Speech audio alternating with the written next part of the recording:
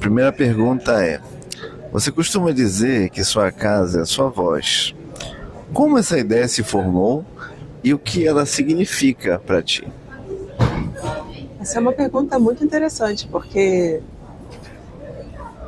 à medida em que a gente entende que a nossa voz é um veículo de organização de nossos sentimentos, nossos pensamentos, e é algo que eu levo comigo para todos os lugares onde vou, e vou ao encontro das pessoas, eu preciso, antes de tudo, estar em casa. Então, eu brinco muito, uso muito essa expressão com os meus alunos, que a gente tem que se comportar como quem abre uma barraquinha ou então uma própria casinha quando está no palco. Você tem que estar confortável, para que você possa atrair as outras pessoas para esse espaço de beleza. E também saber desmontar a barraquinha e seguir em frente. Então, acho que essa é uma imagem que reflete. A segunda pergunta é: quais foram as influências que te despertaram para o canto lírico, especialmente vinda de São Gonçalo, uma cidade periférica do Rio de Janeiro? Minha avó, Maria de Lourdes, que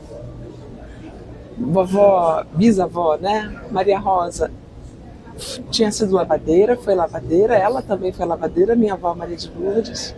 Então eu acho que minha avó cantando com aquela voz ampla, enquanto lavava a roupa do tanque, sem vergonha de se escutar, de ter aquele prazer de cantar. Eu acho que é isso que me chamou para o canto lírico, porque é a coisa que mais se aproxima aquele tipo de expressão. É claro que hoje eu sei que sim, existe uma conexão entre o canto lírico e aquele canto feliz e amplo e tão expansivo e tão único que a pessoa tem, né? E minha avó tinha uma voz belíssima de soprano coloratura e todo mundo gostava de ouvir a voz dela.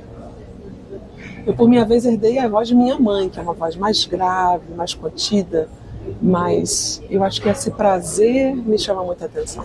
Outra coisa que acho que também tem muito a ver com o meu canto, como canto de ópera, é que a própria Bisa Maria Rosa, que ela tinha sido cabocla, meio índia, né? E ela tinha capacidade, ela era poeta, e ela tinha capacidade diz a minha avó, de chegar, uma tradição do interior do Brasil, que é você chegar e você cantar a festa, cantar o que está sobre a mesa, cantar os convidados, para marcar aquele momento. E essa forma, uma mulher analfabeta, ela não passou por instrução formal, mas que tinha essa capacidade de olhar para a realidade, encontrar poesia, isso também eu acho que me constituiu cantora lírica, porque tem muita relação entre essas duas coisas. Então, é claro que existe o próprio canto de ópera, que no instante em que eu entro em contato com ele, eu já estava preparada, minha alma já estava muito próxima daquilo. Eu, quando pequena, a família tinha uma casa minha avó e meu avô, por parte de mãe, eles tinham uma casinha de veraneio em Araruama, uma região assim de mais sol, de mais praia lá na região. Então a minha família vivia em São Gonçalo, que é uma família periférica realmente, né? Vivíamos que é o que a gente chama de favela, comunidade, mas existia essa possibilidade, tendo sido meus avós também de roça, né? O lado do meu pai é um lado de jangadeiros e pescadores do Nordeste, mas então essa coisa de estar na natureza era importante para nós. Então o que acontece é que nesses almoços de domingo, quando estava todo mundo comia e a gente tinha licença para sair da mesa, eu ia para a rede me balançar e cantar com uma voz muito forte em umas línguas estranhas que eu inventava. Óbvio que isso já era o canto de ópera também. Então, eu acho que o canto de ópera ele nasce ali para mim.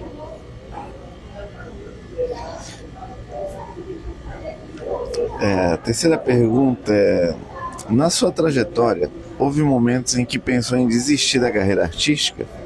E o que te fez continuar? Todo ano eu penso em desistir, meus amigos já estão cansados de rir da minha cara por causa disso. Porque para mim sempre foi muito claro que a minha alegria de cantar e meu prazer de cantar, eles não são necessariamente um ofício, uma coisa não precisa estar conectada à outra. Esse é um ofício dificílimo, ser artista no Brasil não é fácil. Soma-se isso ao fato de que assim, um artista lírico, ele é uma pessoa de trabalho sazonal, de altíssimo grau de preparação, e a recompensa nem sempre vai existir. Só que no instante em que a gente entende que não é exatamente pela recompensa que você se conduz nessa arte e que todo trabalho tem o seu grau de dificuldade, né? A gente sabe nos estudos de felicidade que todo trabalho prevê um certo grau de estresse. Mas no instante em que esse grau de estresse torna-se precarização, quer dizer, níveis muito exacerbados de retirada de condições mínimas de exercício dessa profissão, aí você realmente fica muito, literalmente deprimido pela profissão. Então, eu já considerei diversas vezes, mas todas as vezes em que eu tentei me afastar da profissão, a coisa não aconteceu, aí algum trabalho surgia muito importante, eu precisava voltar. Ou no caso do ano de 2019, que para mim foi um ano que eu encerrei mesmo minha carreira. Eu estava de chuteiras levantadas quando acontece a pandemia, a emergência da Covid. E então, aí a primeira pergunta que eu fiz foi: e aí, o que os meus colegas estão comendo? Como é que eles estão vivendo? Não estão, né? E aí eu mobilizei outros colegas, fizemos o Lírica Solidária. E aí o que acontece é que o Lírica Solidária para mim foi um momento muito importante, porque eu entendi ali que ser cantor é uma coisa, que os meus problemas não eram apenas os meus problemas de toda uma classe, e que aí eu entendi onde é que eu estava literalmente na fila da sopa, e que certas formas minhas de ser e de me posicionar ajudavam os meus colegas também, eles, a se entenderem. Então, eu não vou mais desistir de ser artista, de ser cantora, muito menos de ser professora. E entendo que uma dificuldade, um tempo de dificuldade, não desmerece a arte que você pratica. Então, o que você tem que fazer é manter essa chama acesa até a próxima geração. E quem sabe o tempo mude. Mas você não vai queimar a biblioteca porque o bibliotecário está recebendo um salário diminuído, etc. Né? Você tem que ter um pouco mais essa clareza. Como foi a sua formação na Escola de Música da UFRJ? O que aquele ambiente te propiciou ou te negou? Um ambiente excelente. Os melhores professores, uma estrutura altamente precária. No ano de 1999, eu sou da turma de 1999. A Escola de Música estava caindo aos pedaços, mas tinha um diretor da Escola de Música, jovem e muito claro no que ele queria, que é o João Guilherme Ripper, um grande professor, e outros professores, professor André Cardoso, professora Maria José Chevitarese, tinha grandes professores ali no corpo, e os professores de canto, os professores de todas as matérias relacionadas ao canto, eram gente que tinha sido muito bem formada. Então, a estrutura da escola era precária e, ao mesmo tempo, a formação que eu recebi me fez uma artista de concerto, solista, para a realidade do Brasil. Então, eu acho que ali eu já tive uma amostra e uma clareza de que se quero ou se eu não quero isso, e se vou ou não vou avançar nessa coisa, mas recebi os meios humanos, né? Um ano depois de ingressado na Escola de Música da UFRJ, eu fiz prova para o Municipal do Rio de Janeiro, e ali eu passei 10 anos. Então eu digo que tive duas escolas muito fortes. Tanto a Escola de Música, simultaneamente, então era metade do dia na Escola de Música e metade do dia no Teatro Municipal, ouvindo todos os ensaios, assistindo a tudo, ouvindo as aulas dos meus colegas. Então eu passava com música na escuta ou na prática ou na teoria o dia inteiro. Então foram anos muito preciosos para mim, eu agradeço demais, eu tenho muito orgulho de ser filha da UFRJ e acho que é realmente um ambiente de formação de ótimos artistas. Existe sempre uma safra muito boa vindo da UFRJ. Mas é uma escola que passa por dificuldades, né? É uma escola onde os pianos estavam muito maltratados, a nossa acústica era muito ruim, porque a cidade cresceu em torno daquela parte velha. Então a gente tinha muito barulho de trânsito dentro da escola, o professor abria a janela para nos dar aula de canto com um pouco menos de calor, porque o Rio de Janeiro é quente, e entrava fumaça, entrava poluição, entrava tudo. Então eu tinha aquilo que hoje, tendo conhecido outras escolas mundo afora, eu vejo que na realidade eu estudei numa escola precária. Mas tínhamos o Salão Leopoldo Miguel para fazer a prática de canto, entendendo que a formação da voz ela tem que imediatamente ser levada para um ambiente acústico adequado. Enfim, eu sou feliz por ter passado pela UFRJ. Será que respondi? A pergunta era toda essa? Sim. Tens uma relação profunda com o norte do Brasil, especialmente com Belém. Como essa experiência amazônica transformou a tua prática artística e pedagógica? Olha, eu acho que aqui, quando cheguei à Amazônia, eu conheci um lado muito rico do Brasil, muito rico do povo. Eu nunca vi um povo tão bem alimentado ao longo de gerações. Pela primeira vez eu vi um povo que nunca tinha visto a fome. Então são corpos fortíssimos, eles têm um senso de brio aqui na Amazônia e de valor próprio que eu nunca tinha visto. Eu que sou filha do Sudeste, e o Sudeste brasileiro, ele é um lugar, digamos que pós-apocalíptico, né? Todo mundo vem de algum tipo de apocalipse na sua própria região e chega lá para do zero se recomeçar. E essa é a herança que eu via da minha família e das famílias à minha volta. E quando eu cheguei aqui, eu vejo uma sociedade milenar estruturada dentro do Brasil. Então, pelo bem e pelo mal, as resistências e as aderências do povo daqui, eu acho que são muito norteadas por isso.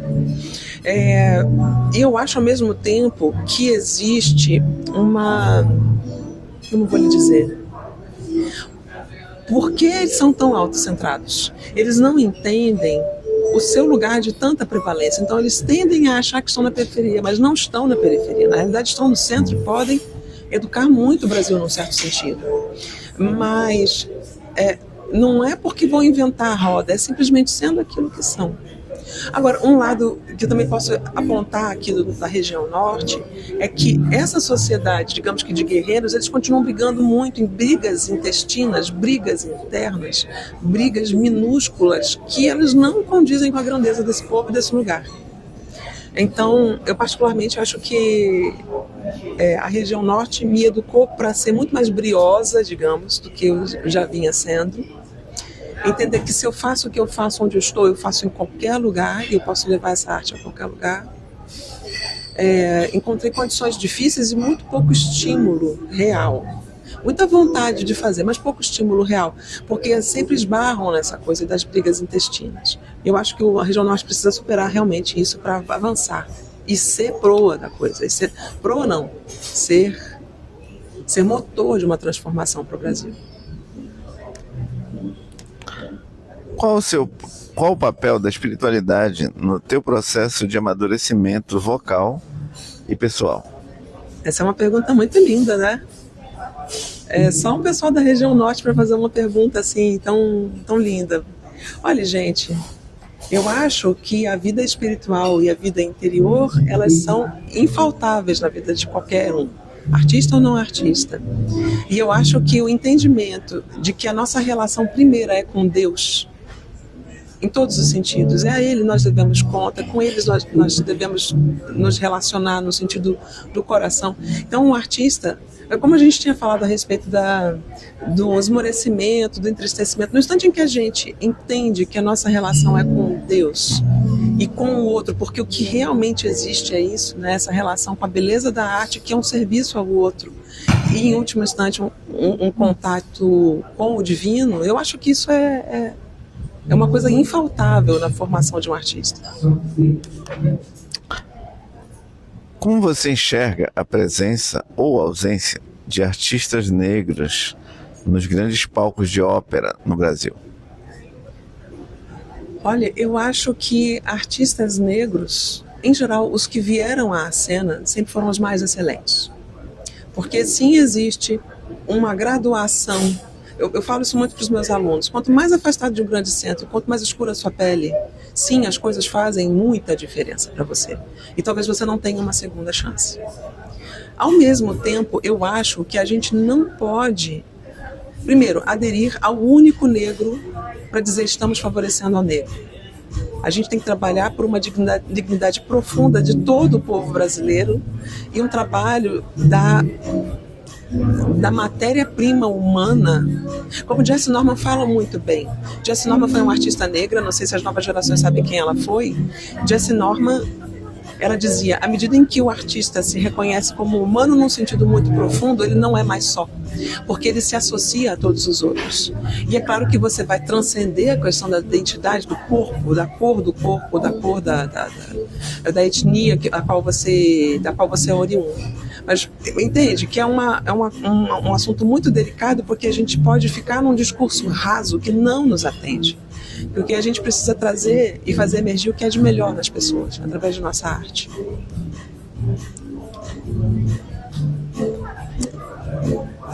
A pedagogia é parte fundamental da sua atuação. Como tu pensas o ensino do canto no Brasil hoje? Eu acho que o ensino do canto no Brasil hoje é feito de pessoas muito bravas, muito aguerridas e desejosas de fazer o melhor pelas próximas gerações. Os meus colegas são pessoas às quais eu respeito profundamente, porque a realidade deles é a minha realidade, eu sei bem qual é a minha realidade, quais são as dificuldades a transpor e os objetivos que a gente tem. Acho que, um pouco como falei a respeito da região norte, né, que é um povo que é rico e não se sabe rico, eu acho que da mesma maneira os professores de canto brasileiros têm muito a oferecer ao cenário mundial de formação de cantores. Porque aqui a formação humana, eu vejo isso muito claramente entre os meus colegas. A formação humana ela vai sim em paralelo à formação técnica. E eu acho que isso é bom. Ao mesmo tempo, eu acho que para as próximas gerações fica um conselho: estude a sério a sua técnica. Isso não é uma coisa que você possa contornar e dizer, com uma ou duas dicas ou um curso de fim de semana eu resolvo essa história. Não é assim. O corpo do cantor de ópera ele tem que ser formado com uma técnica muito apurada e muito bem orientada. Então, acho que os professores de canto, da parte dos alunos, eu acho que eles podem ter esse olhar, receber esse olhar.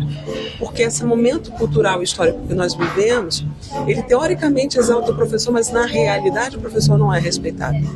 Então, o entendimento de que um mestre não é uma coisa que dá em árvore, você tem que procurar o seu mestre. Primeiro. E segundo, uma vez que você entenda que esse ou aquele é o seu mestra, vá neles. E fique com eles e escute, e forme esse trabalho de escutar o seu mestre com atenção. Na tua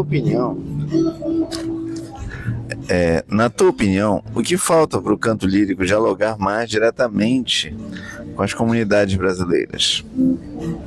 Olha, eu acho que a gente precisa transpor a classe política.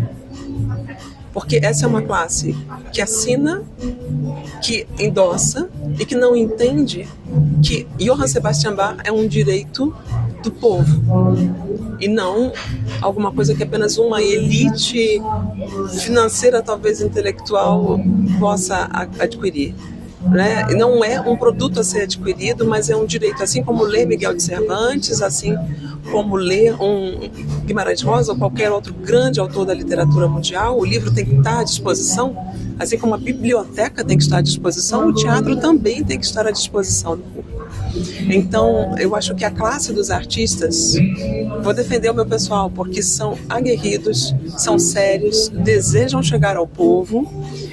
Existe uma grande literatura, farta literatura musical e operística para chegar até essas pessoas, mas existe um fenômeno, a gente tem que levar em consideração que existe um fenômeno do capitalismo de sequestrar a capacidade e a inteligência das pessoas, emburrecer as pessoas, e a uma hora a pessoa já não tem nenhuma sustentação de atenção a ouvir qualquer coisa que dure mais do que 30 segundos. Então tem esse fenômeno no nível mundial e um fenômeno local de uma classe política que é rasa, aquela coisa do discurso raso se aplica aqui. Né? E eu não estou aqui falando de uma maneira partidária, absolutamente, porque esse é um fenômeno secular no Brasil, onde as figuras que mandam são as figuras menos capazes. As carreiras políticas elas são pouco interessantes para pessoas de bem hoje em dia, é o que eu acho.